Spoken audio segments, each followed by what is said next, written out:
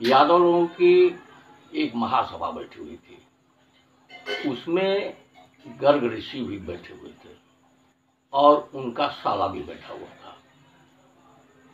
सभा के दरमियान गर्ग ऋषि के साले ने यादव समूह के सामने ही कहा कि हमारे जीजाजी नपुंसक हैं। ऐसा कहने पर सारे सभा के लोग हंस दिए, स्वाभाविक है। फिर गर्ग ऋषि को ये बात अच्छा नहीं लगा। उन्होंने निर्णय लिया कि हमको इसका कोई न कोई उत्तर देना चाहिए।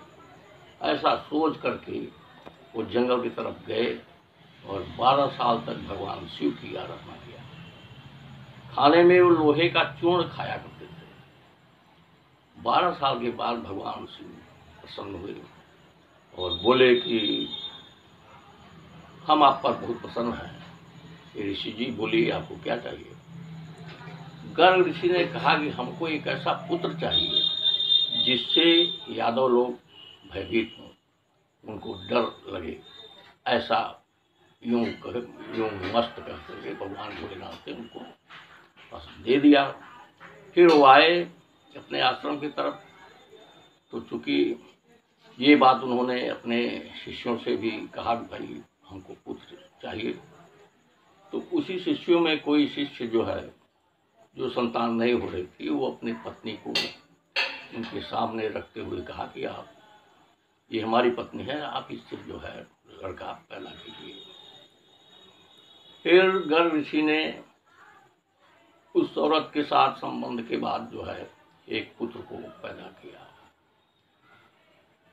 पुत्र महाबलवान पहले से ही था, भाई वरदान था शिव का। फिर उन्होंने उनका नाम कालेवन रखा। जब वो युवावस्था की तरफ बढ़ा तब उसका अपना पुरुषार्थ, अपना बल समझ में आने लगा। इसके बाद वो टहल रहा था, तब तक नारद भगवान से भेंट हो गई। नारद जी मिल गए। नारद जी से कालयवन ने प्रश्न किया कि मुनि जी, आप बताइए कि पृथ्वी पर कौन सबसे भगवान है? ये पूछने पर नारद जी ने कहा कि भाई पृथ्वी पर तो सबसे ज्यादा यादव लोग भगवान हैं। तो बस वहां से तुरंत चल दिया। यादवों से युद्ध करने का मन में ठान करके वहां से आगे बढ़ा और जाकर के जरासंध से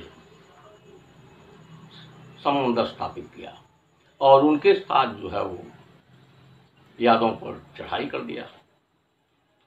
इधर स्थिति की कि कृष्ण भगवान इस बात जान गए, जबकि ऐसा स्थितियां आ रही हैं, तो आक्रमण से पहले ही सारे मथुरा वासियों को लेकर के रातों रात गायब हो गए और वो समुद्र के किनारे पहुंचे।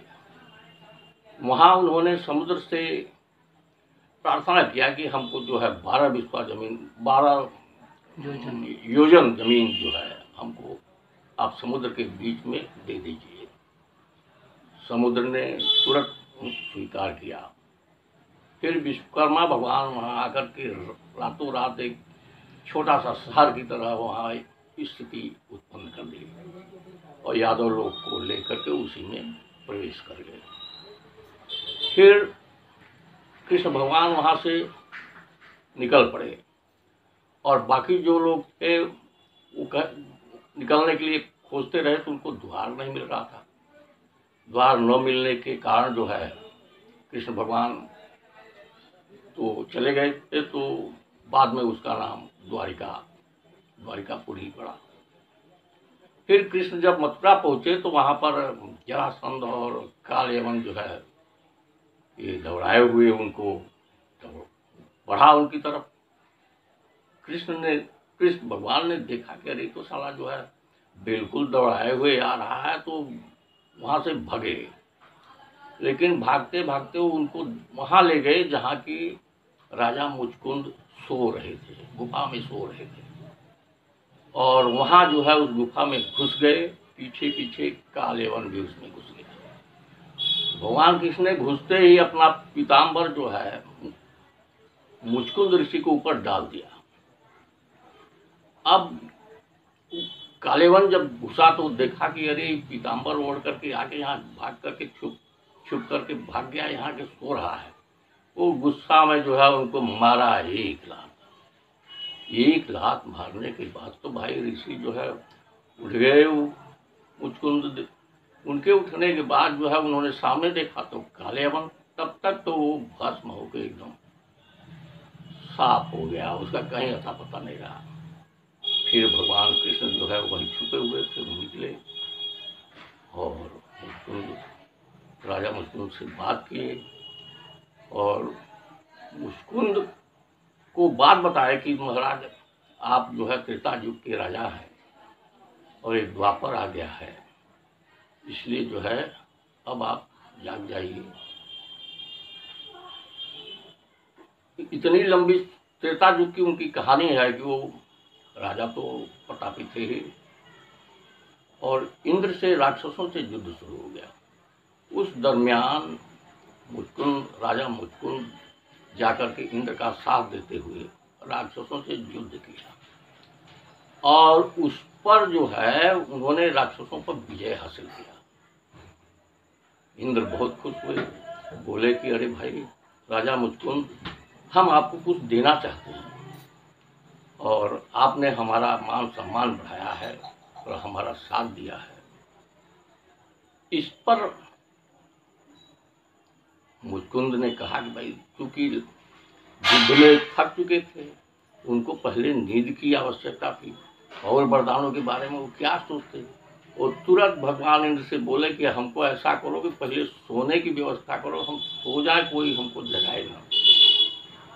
इस बात पर इंद्र ने कहा कि यों मस्त। फिर मुचकुंद आए और उस गुफा में सो गए। त्रेता युग से सोए हुए द्वापर युग आ गया तो उनको जो है ये श्राप, इंद्र ने उनको एक वचन दिया कि जो सोते हुए आपको जगाएगा वो स्वतः भस्म हो जाएगा, आप जाइए निर्द्वंद सोइए।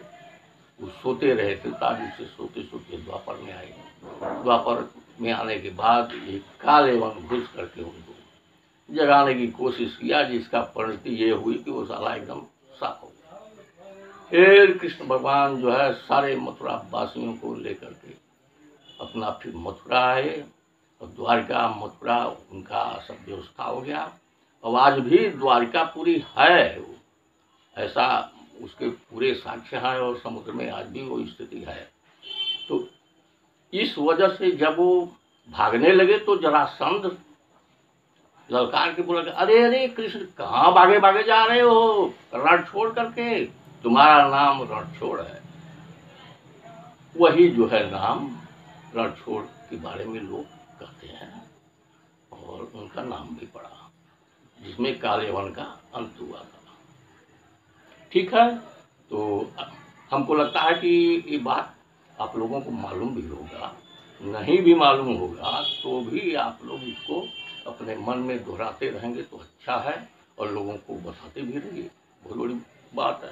धन्यवाद मित्रों, धन्यवाद।